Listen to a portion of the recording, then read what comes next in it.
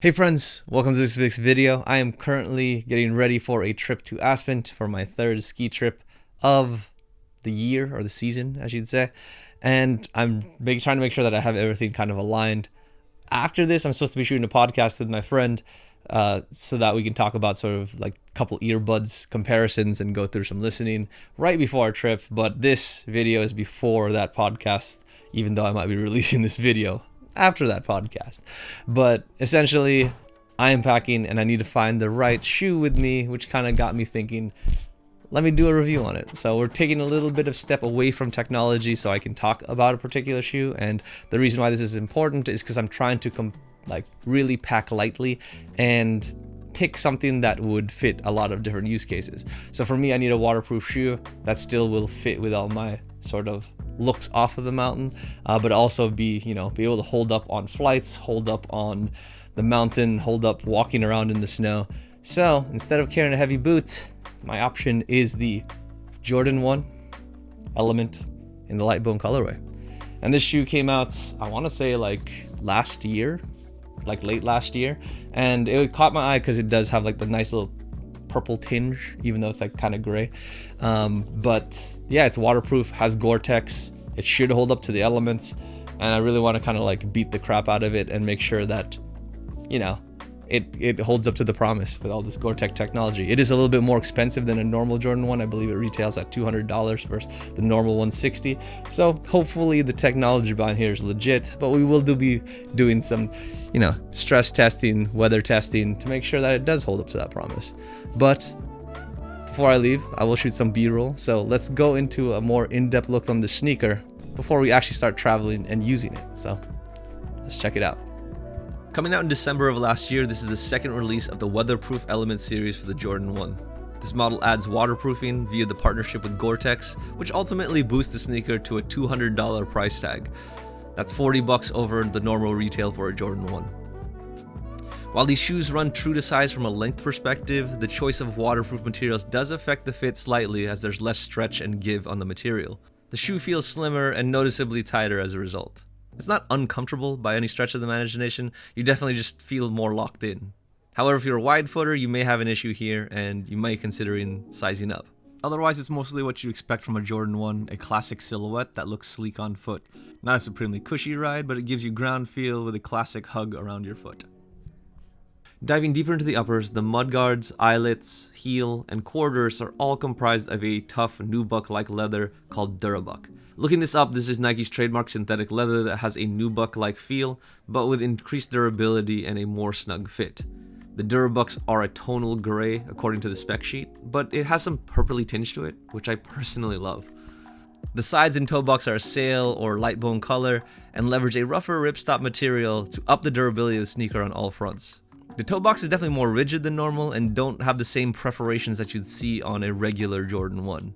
While you might be worried about ventilation, this design does keep water out, and Gore-Tex does have natural breathability characteristics, so it may help compensate for the lack of holes. In terms of the swooshes, wings, and Gore-Tex parts of the shoe, they are made of a 3M reflective material in a sort of homage to the reflective detailings you usually see in element-proof winter gear. Not something I have a ton of shots on, but walking around in the dark, especially when we lost power in Aspen, it was probably nice to have that as a safety measure. The tongue differs from a normal Jordan 1 by being sewn higher up on the shoe to help with water repelling and bringing in a better seal. In terms of laces, they're pretty standard, there's really nothing crazy here. I would have loved if they added something like waxed laces to sort of round off this waterproof theme, but I guess we can't have it all. Lastly, the outsole is a standard shaping, but opts for a half translucent and half rubber outsole to give it a little bit of spice.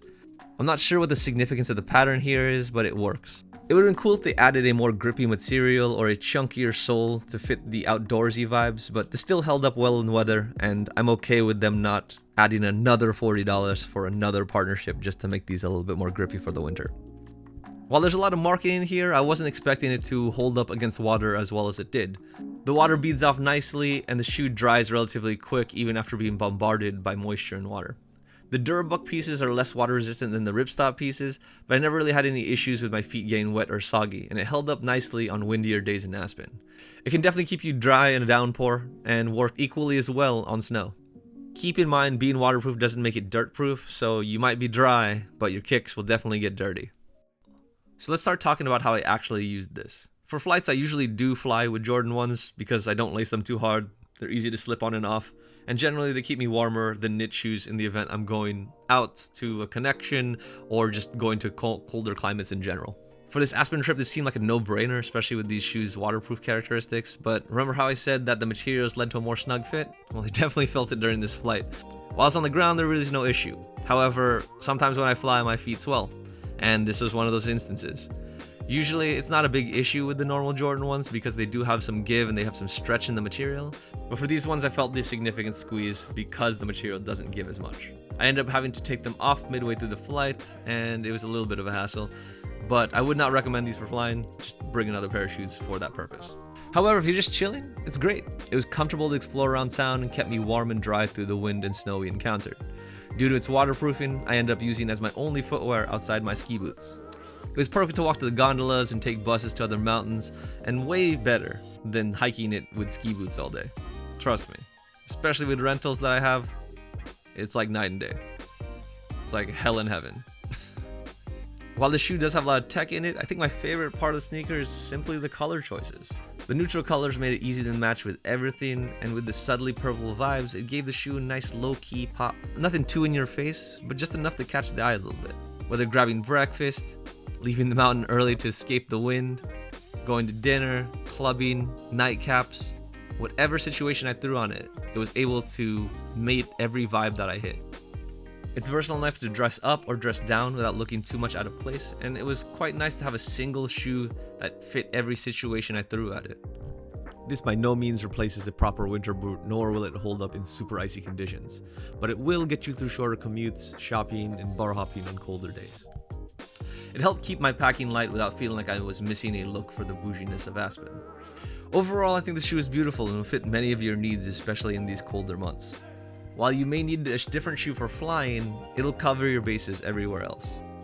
If you want to get this colorway, you'll likely have to go on the resale market and buy it at a premium.